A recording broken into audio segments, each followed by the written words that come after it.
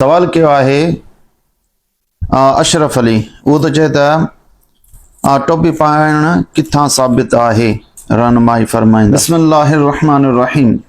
टोपी पाइण अहदीस मुबारका मां साबित आहे त नबी करीम सल्लल्लाहु अलैहि वसल्लम पंहिंजी हयाती मुबारका में टोपी पहिरींदा हुया ऐं सहाबा इकराम बि टोपी पाईंदा हुया। जीअं मजमू ज़वाद जे अंदरि अल्लामा हैसमी रहमतुल्लाह ताला हदीस मुबारका आंदी आहे त कान रसूलुल्लाह सल्लल्लाहु अलैहि वसल्लम यलबसु कलनसूतन बैदा।